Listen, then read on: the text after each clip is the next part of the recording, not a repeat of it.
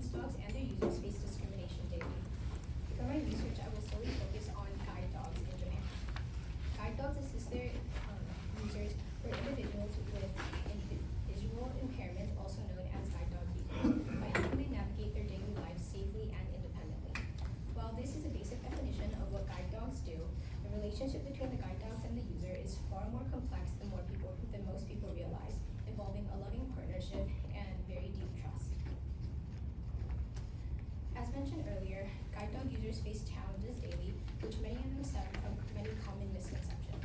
Some believe that guide dogs are constantly working, therefore they're always stressed, while others assume that guide dogs do all the navigating, making all the decisions, while the user simply is just giving directions and following the dog.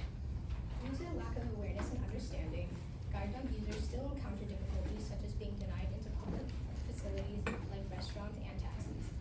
These misconceptions not only create barriers to accessibility, but also prevent the true understanding and complexity of guide dogs and the immense effort users put in to navigate their daily lives alongside their assistance dogs. So there are many current initiatives actually being carried out right now to raise awareness and understanding for their guide dogs and their users in Japan. Common activities include guide dog user talk sessions, demonstrations, and simulation activities.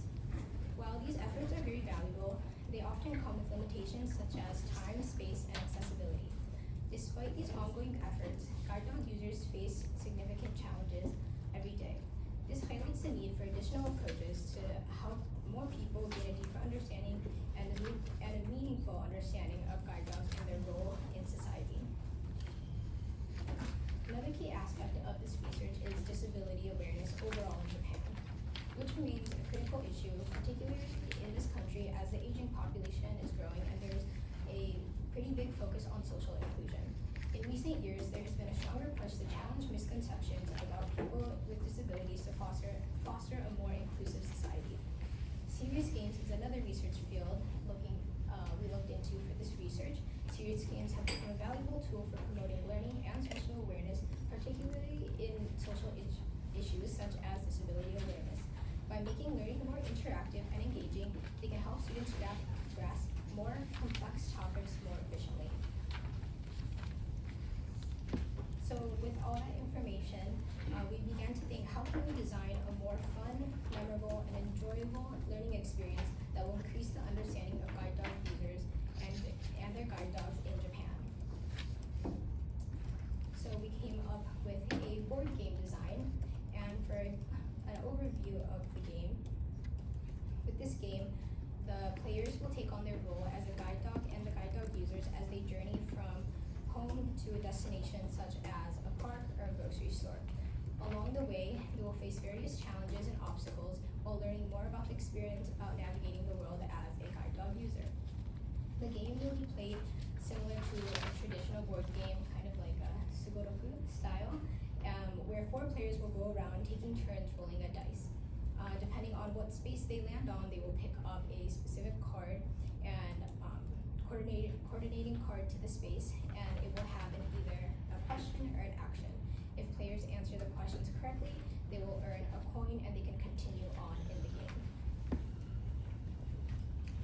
So to continue, I will talk about kind of the design process and how each step and interaction contributed to the co-designing process of this board game. The first step in this research was to gain a deeper understanding of guide dogs and their users, specifically in Japan.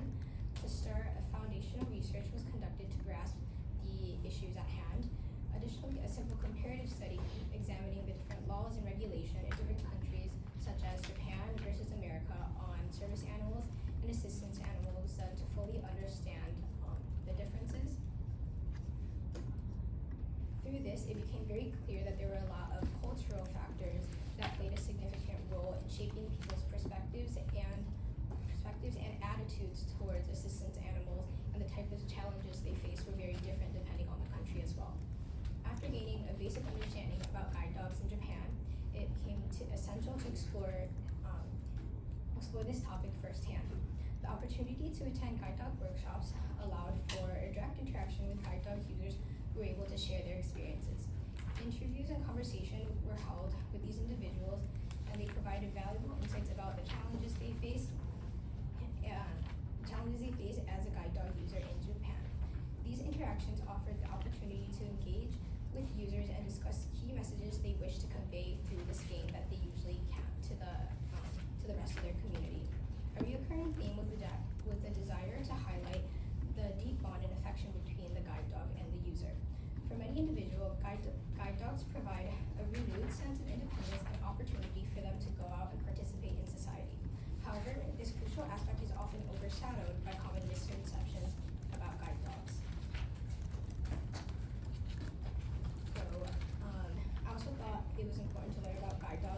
also to learn about how society and others think about guide dogs and their thoughts. So during last October, our school holds a forum every year to exhibit students' current research projects and to hold workshops called KMD Forum. At this forum, I had a simple question held out stating who decides when to cross the crosswalk, the guide dog or the user. It seems like a very simple answer, but as you can see, a lot of people chose the guide dog, but actually the answer is guide dog user. The answer is guide dog user because ultimately guide dogs they can't understand traffic lights or traffic laws or understand the difference between green and red. So the guide dog user must use their other senses, such as listening to pedestrian signals or with the help of others around them to decide the timing when to go. When explaining this answer, most people were like, oh, that makes sense, very understandable. I just never really thought about it. So this made me realize that we just needed to create a space that would prompt these discussions and prompt these thoughts to occur. So my next step was interviewing guide dog professionals. In order to gain deeper insights, we consulted with professionals from staff such as the Modoke Sogo Shien Center and Nihon Modo Kenkyokai, such as guide dog trainers. Their expertise was invaluable, particularly in understanding the common questions that they actually received from people and also the questions that differ between children and adults. One key point they emphasized was the importance of public education on how to properly support guide dogs in everyday situations if you ever encounter them in public. For example, many people are unsure when or how to offer assistance or how to behave around a guide dog. Simple actions such as calling out and offering help can make a significant difference in their day.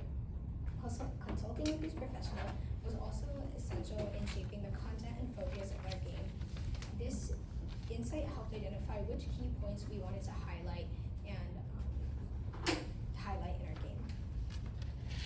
So moving on to the third step, we observed children at current guide dog workshops and their interactions. These events had kids ranging from preschoolers to middle school, and it became pretty clear at these workshops that children with strong interest in dogs were very eager to learn, while those who were less interested showed lower engagement in the talk session and in the workshop itself. However, we found that having an actual guide dog present in the room, along with the user present, significantly increased their curiosity and willingness to participate in the workshop. We took note on the types of questions the children asked, which became very helpful in shaping different questions in the game. Their inquiries helped determine which types of topics, again, to highlight and how to present the information in a way that can resonate easily with children of different ages.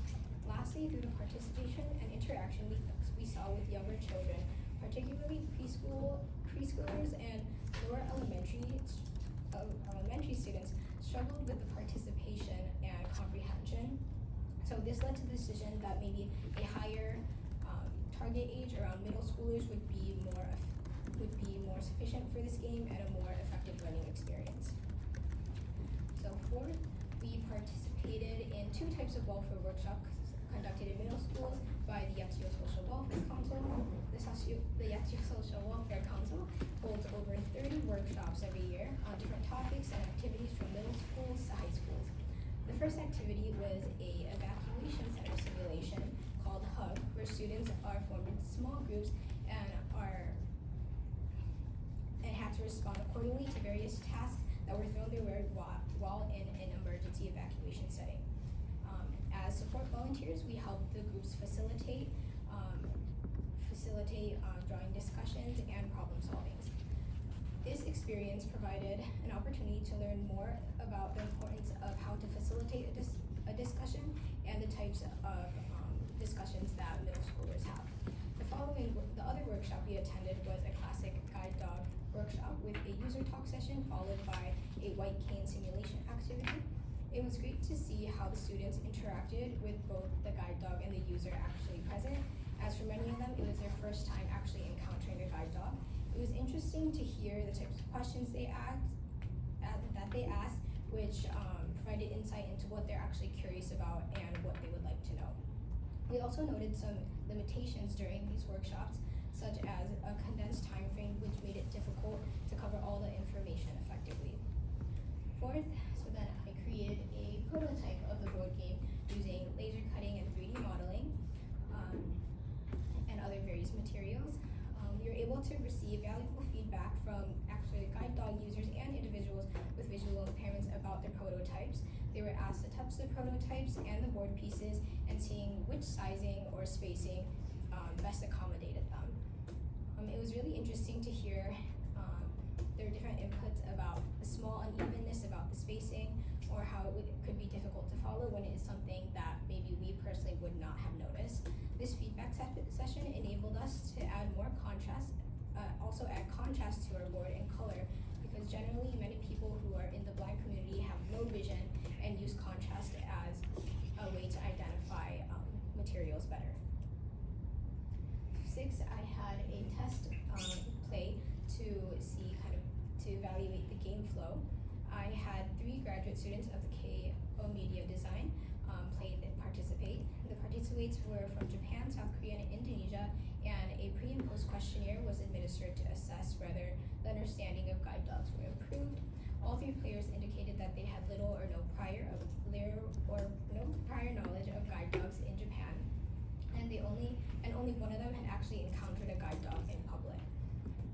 Including the introduction and the questionnaires, the total gameplay was around 40 minutes. Based on the questionnaire responses, all players reported an increase in their knowledge about guide dogs and their users after playing the game. They noted that new facts about guide dogs and their societal roles. During the discussion after the game, players shared that the game helped them recognize the challenges they had not previously considered, prompting reflection of their own privilege. So this is the game itself with the board. There are 4 different types of cards correlating with the 4 spaces. There is coin pieces and little dog player pieces and a dice. So kind of going into the different spaces. So the first space is a question space where you will be prompted a more simple question, kind of like a trivia or quiz style question. It could be multiple choice or more discussion based. Then there are event spaces, which are questions, more scenario-based questions that reflect the challenges a guide dog user might face while actually walking and traveling in their daily lives. And then this is an example of an event card, such as look at this scenario, what could be obstacles here to a guide dog user? And there are actually 4 in this scenario. And this can help prompt participants to see how things that look very normal to us and don't seem like obstacles to most people can be actually very dangerous and hazardous to guide dog users. So being able to acknowledge those is very important. And then there are also kind of lucky spaces and distraction spaces. The lucky spaces kind of give a little advantage, while also adding on a little tip onto the cards, such as when you go into an elevator, pressing the button immediately for a guide dog user could be very helpful for them. So you get an extra coin, or you can move up a few spaces. There's also a suggestion card, which are kind of negative spaces where they give a prompt of how not to act towards a guide dog user in public. And you will get a disadvantage, such as losing a turn or going back a few spaces. So I was able to showcase this at the Yatsuo Social Welfare Center during their monthly event, which is hosted to engage the community in various activities. The game mostly received a very positive reaction, as people found it a fun and interesting way to learn about guide dogs, especially they have 2 guide dogs in their own community. And we were able to have a few individuals test the game flow and answer a few of its questions. We found that, again, children under 10 had similar issues where the ideas and concepts were more difficult for them to grasp. Especially those participants who had no prior knowledge about guide dogs, this game seemed rather difficult. So to address this, we thought maybe having a short introduction or brief introduction introduction before the game starts will definitely be helpful to those participants who have little knowledge. And through other observations, we need to definitely refine the questioning wording, especially because I've been kind of going back and forth translating between English and Japanese, so making sure that the wording is appropriate, especially for middle schoolers.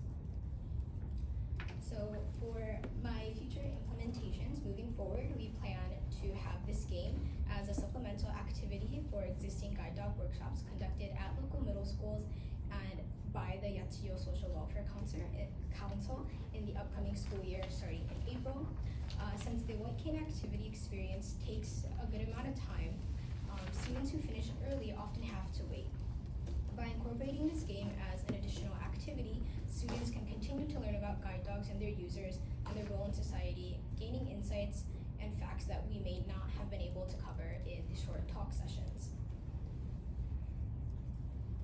So, in conclusion, throughout the study, we explored how an educational board game can serve as a service innovation to deepen understanding and promote social inclusion of guide dog users in Japan. But this is more than just a simple game to learn. It is an interactive experience where players actively participate, engaging in discussions and navigating various real-world challenges that they may not have known about before. What makes this game truly impactful is the collaboration behind it.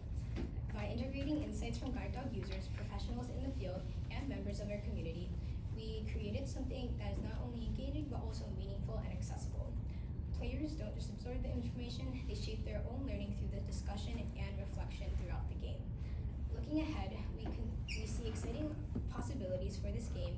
Introducing it to schools and current guide dog workshops can spark valuable conversation and expand public understanding of guide dogs and guide dog users in Japan. As we continue to refine the design, we hope that the game will provide a fun and engaging way to learn, making the topic more approachable for a wider audience. Thank you for listening.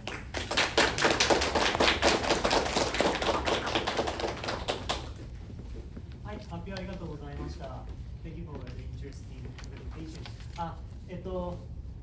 会場の方から何か質問ありますか？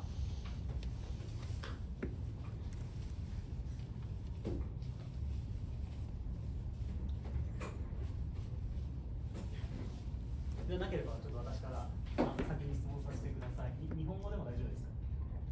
大丈夫ですか？今回のゲームの対象者、年齢とかその盲導犬に関する知識はどういった方を想定されているんですか？I'll answer in English. Sorry, same sense. No, right now the target audience is middle school age because there are already current initiatives taking place with guide dog user workshops in middle schools currently, and we also do think that targeting children and kids around this age is definitely helpful in learning about these more complex issues like disability awareness, and starting that early on is also very important, which is a concept that I talked about with the guide dog professionals, because most of their workshops are also geared towards children, and also the people at the welfare center feel that this game would be most beneficial towards that group as well. ありがとうございます。ミドルスクールの学生はこのワークショップに参加されているから対象としているということですね。ありがとうございます。で、その対象の方々に対して今回ボードゲームを作るということだったんですけど、その年齢だからこそどういったところに工夫をされたんですか？ Because we're targeting middle schoolers, so they're around the age where they can understand these complex issues, but maybe some of the topics are very different. Like I stated earlier, the type of questions that adults and children ask about guide dogs is actually very different. For example, kids will wonder more about how do guide dogs go to the bathroom? Or how do guide dogs do this? Very more simple, lighthearted questions compared to adults will ask questions like, how much does it cost to have a guide dog? Like how much time does it take? Do other people need to take care of the dog as well. Those type of questions are very different, and so to aim this towards the middle schoolers, we made sure to include more of those questions geared towards them and what they're curious about, which we were able to gain through the various workshops that we intended, kind of hearing the kinds of questions that they were asking and what they were interested in, more so than more adult topics such as like money, responsibility, and time. Yeah. ありがとうございます。確かにお金は大人だとちょっと気になりますけど、そうじゃなくて子供の興味あると思って質問しました。ありがとうございます。他に会場から質問ありますか？あ、すみませんじゃあ。産総研の学長と思うんですけど、英語で。I also conducting participatory research. 会社の Smart City Living Lab で、we are one of the stakeholders. So, like you showed us, it's kind of very close to our living lab approach, like feedback, iterative feedback, and come to an end with a new, participant perception shift and understandings for our vulnerable people, like, not easy to, make people understand just from lectures. My research concept about the participatory approach is like what kind of changes happening during the participatory approach, especially in the living lab. I try to approach that different types of programs such as lectures for hands-in experimentation. So, and from out of that kind of differences, the participants may feel my knowledge about guide dog or knowledge of technology could be different. There will be main differences. One question is, what could be from your experience, what could be what was the main factor people feel that I've changed, I gained something, and also what could be another factor as a facilitator, researcher. Your opinion, what was the very effective to making changes? Thank you for your question. I think one of the main things that I noticed that I kind of briefly talked about was, again, just like making this space for the conversation to happen. A lot of times people know about the concept of guide dogs or have seen it, but they have never really truly thought about what a guide dog does. So kind of just creating a space of kind of prompting these questions and then being like, oh, like, I didn't know that. Oh, like, if you say that, like, oh, of course, so type of questions are a lot of them. It's like, of course, a dog can't think like a human does, but a lot of times, default, people think that they do everything on their own.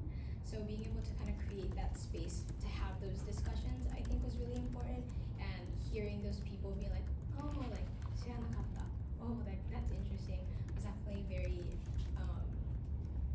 like inspiring to hear that this is like topics and things that are interesting to learn about. And we also did choose a board game style because it helps be able to put in different aspects of the guide dog experience into one singular thing. Because like right now, the talk sessions and the simulation activities kind of only focus solely on one part aspect of the whole guide dog experience, such as the user experience or the experience of the disability itself for the simulation. So in the board game, you could be prompted different questions about the guide dog itself, such as, well, how long do they train for, what do they do, type of questions, alongside with questions more about their lifestyle and how they actually travel and the daily challenges and experiences that they face. So being able to create one thing that can kind of accompany, that can hold multiple aspects of the whole experience was something that I really wanted to do in this research. Sorry, I'm not sure if that answered your question. はい、ありがとうございます。他に質問ありますか？あ、大丈夫ですか？函館未来大の須永です。面白い発表ありがとうございます。ちょっと聞きたかったのは、日本語ですみません。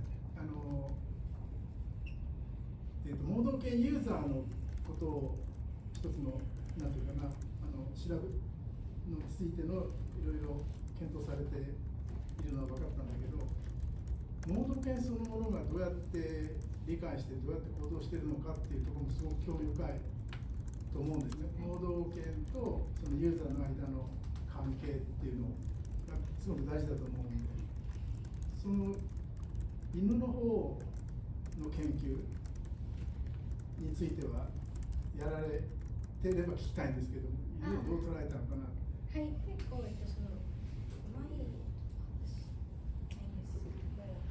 一番最初に去年盲導犬のトレーニングセンター富士ハーネスっていう富士山の方にあるんですけど、すいませんちょっと英語に変わります。We went to a guide dog training center where they actually gave us a live demonstration and more information about the guide dog itself, like you stated previously, how the guide dogs works, how the relationship between the user and the guide dog, how the partnership works, and there's actually a few questions in the game regarding how that partnership is formed.